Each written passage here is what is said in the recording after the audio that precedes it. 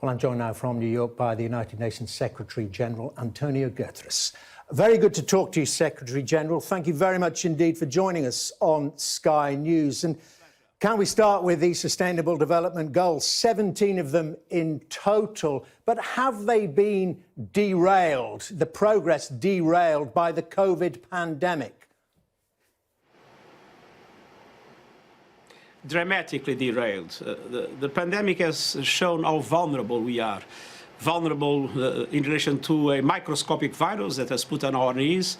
Vulnerable already in relation to climate change and many other challenges that we are facing. And the truth is that all the progress that was being made in the eradication of poverty, in eradication of hunger, and in many other aspects around the world, all that progress is being put into question. In some aspects, we are moving 25 years back. And now we need to enhance our efforts, and we need to take profit of the huge mobilization of resources that is being done for the recovery to make sure that those resources are applied in line with those Sustainable Development Goals, to have more inclusivity, more equality, more justice, and at the same time more sustainability in the way we prepare our future. We cannot go back to where we were. We need to try to profit of the recovery in relation to the COVID to build a more sustainable and inclusive world. But are you worried that developed nations will not be getting that message? They will concentrate on their own populations first and foremost in the recovery, and the developing world will lose out? That's the problem we are facing now. I've asked since the beginning of the crisis for the mobilization of a rescue package of 2 digits of the global economy. Now, the truth is that if you look at the United States or Europe, this was done to rescue their own economies. But if we look at the developing world, the volume of resources mobilized until now is much smaller.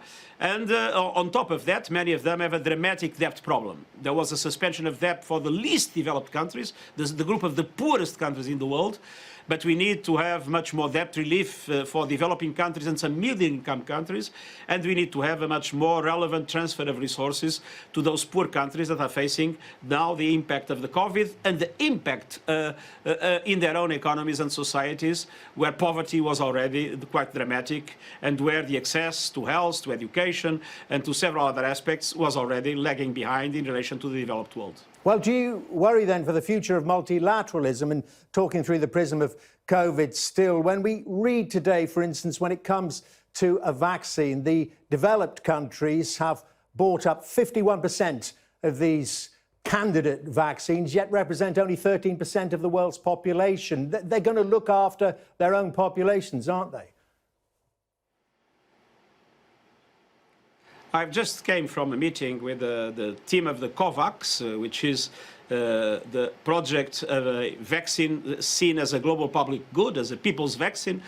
And I have to say, we will be working hard in order to get the necessary funding. We have already 2.7 billion, with 35 billion, in order to make sure that independently of the efforts that developed countries do to serve the needs of their own people, that we are able to mobilize international solidarity for the developing countries to also be able, when a vaccine is available, to use them for their people. And the reason is clear. The argument is obvious. A vaccine can be extremely important to allow for the relaunch of the global economy, but if it only happens in the north, the South, unfortunately, will make the COVID come back, as we have seen. The COVID moves from north to south, from east to west. There are second waves being expected. So we need to make sure that we have a vaccine everywhere if we want to protect our own populations in the developed world. And Secretary-General, while you're with us, I've got to ask you about the dire situation in Yemen. We know there's a UN appeal out for that, only raised 1/3 of the money so far required. We have a special report tonight from our special correspondent, Alex Crawford. She's on the ground there and describes what you know all about the war, COVID, of course, and now potential famine. Just how worried are you about the situation there?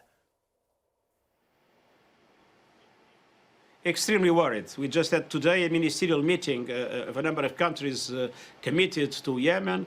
And there are 2 things that are essential. First, we need to push for the parties to the conflict to agree on the project that was already submitted to them of a joint declaration establishing a global ceasefire in Yemen, establishing simultaneously a set of confidence-building measures from the economic and social aspects, and starting a political process.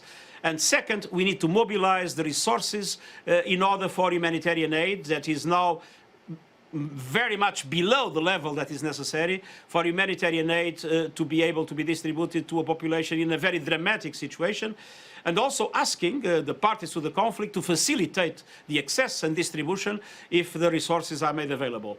But we are in a dramatic situation. We need to put an end to the conflict.